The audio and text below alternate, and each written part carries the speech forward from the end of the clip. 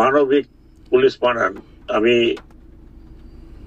ওদেরকে প্রমিস করেছি যে as long as I am here, বাংলাদেশের পুলিশ আর ভবিষ্যতে এরকম দানবীয় রূপে থাকবে না।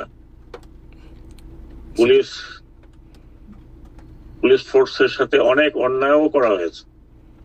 প্রায় ২৫০০ পুলিশ যারা ভিন্ন মত ছিল তাদেরকে বের করে দেওয়া হয়েছে, অফিসারদের বের করে দেওয়া হয়েছে। তো ওভারঅল যেটা আমি বলছি যে পুলিশের রিকনস্টিটিউশন, আমি ওদের কাছে ওয়াদা করে ওদেরকে পুলিশ ফোর্সকে নামিয়েছি এত তাড়াতাড়ি, তারপরে ছাত্র জনতার মধ্যে মিশিয়ে দিয়েছি। পুলিশ না হলে সমাজ চলবে না। এখনো তাদের মধ্যে ওই ইয়েটা রয়ে গেছে, ক্ষতটার বিশাল ক্ষত। সাকিব, আপনারা বিদেশে থাকেন, কতটা দেখেছেন জানি না। আমার মনে হয় যে জার্মানিতে হিটলারকেও হার মানায় যেইভাবে এরা আমাদের এই নট অনলি স্টুডেন্টস বাট শত শত সাধারণ মানুষকে গুলি করে মেরেছে, পাখির মতো গুলি করেছে। এবং এই 7.62 দিয়ে আমি পুলিশকে বলছি, আপনাদেরকে এই 7.62 রাখবেন, কিন্তু সেগুলো ডাকাতদের জন্য, নট ফর পিপল। কিন্তু স্যার আমরা দেখলাম যে আমাদের তো সেনাবাহিনীর একটা কমান্ডো দল আছে, তাদেরকে যে ধরনের অ্যাসল্ট ওয়েপন দেওয়া হয়, সেই একই ওয়েপন কেন পুলিশকে দেওয়া হবে, বা পুলিশের মধ্যে কেন একটা আলাদা কমান্ডো ফোর্স করতে হবে? এটাই তো একটা কোয়েশ্চেন। এবং এগুলো সবই পুলিশকে তৈরি করা হয়েছিল এই দিনের জন্য। আই এম 100% শিওর এই দিনের জন্য তৈরি করা হয়েছিল। পুলিশে কমান্ডো থাকতে পারে, but they are against some very hard. এখন মুশকিল হয়েছে কি, এই ফোর্সকে যেভাবে আমাদের পার্শ্ববর্তী দেশে এই কাশ্মীর বা নর্থ ইস্টে ব্যবহার করা হচ্ছে, তৈরি করা হচ্ছে, ঠিক এইভাবে তৈরি করা হয়েছে। এর আগেও তারা হয়েছে, বুঝতে পারি আমরা তো এইরকম নৃশংস হবে বুঝতে পারিনি। এইরকম নৃশংস এদেশের মাটিতে হবে তুই কি বলবো, আর এর থেকে বেশি কি বলতে পারি। ভাগ্য ভালো যে আমরা এবং জেনারেল ওয়াকার এবং আমরা যারা রিটায়ার্ড বাইরে বেশ কিছুজন ছিলাম, আমরা সেনাবাহিনীকে একদম বলেছি যে কোনোভাবেই সেনাবাহিনীর জন্য জনগণের বিরুদ্ধে না যায়। এবং সেটা কারণেই কিন্তু অনেকখানি আমি বলবো যে এই বিপ্লব এগিয়ে গেছিল। তো এখন আমার যে কাজ, আমার দায়িত্ব হচ্ছে ফিরিয়ে আনা, যেটা আমি অনেক নিজেকে অনেক সার্থক মনে করি যে খুব তাড়াতাড়ি নিয়ে আসছি। দ্বিতীয় জিনিস হচ্ছে, যেহেতু আপনারা বিদেশে থাকেন, আপনাকে বলি শত শত কোটি টাকা এই মন্ত্রণালয় থেকে লোকে নিয়ে গেছে পুলিশ বাণিজ্য করে, গ্রেফতার বাণিজ্য করে, গুম বাণিজ্য করে।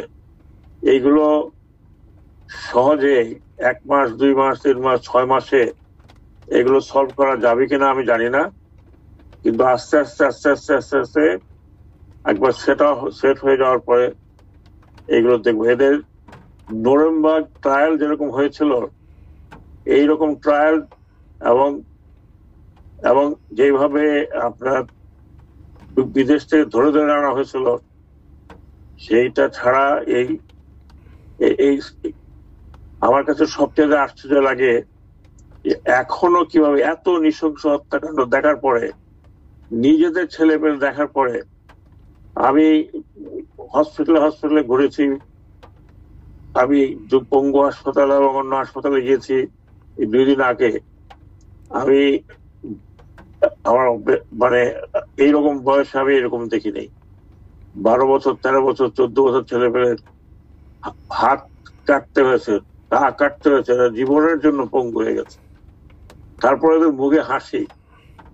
আর এটা অভূতপূর্ব, এই যে আমাদের স্টুডেন্টরা যা করেছে, এটা আমার মনে হয় যে আমি যতটুকু লেখাপড়া করেছি বিশ্বের এরকম কোনো রেভলিউশন হয় নাই।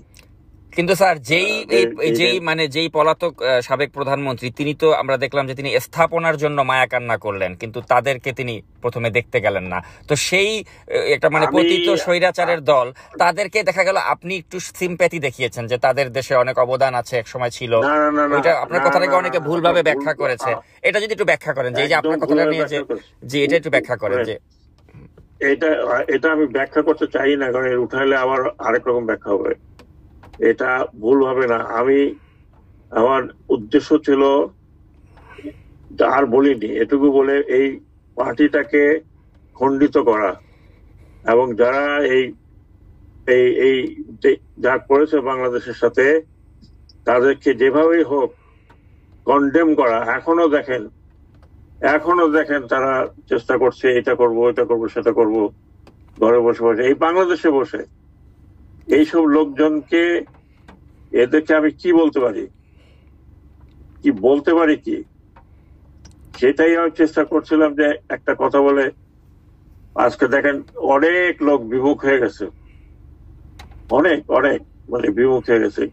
আমি এখন আপনাদের মাধ্যমে একটা, যদি আপনারা এটা বলতে পারেন, যে যারা পালিয়ে বেড়াচ্ছে তারা যদি জনগণের হাতে পড়ে তাহলে কি হবে, সেটার জন্য তারা দায়ী থাকবে। আমি মনে করি it is better that you surrender and face the people, face the law. এবং এটা যা আপনারা করেছেন, আপনারা নিজের চোখে দেখেছেন। প্রত্যেকটি লোক এই দেশের চাটুকার বানায় গেছে। আপনি দেখেছেন যে আমরা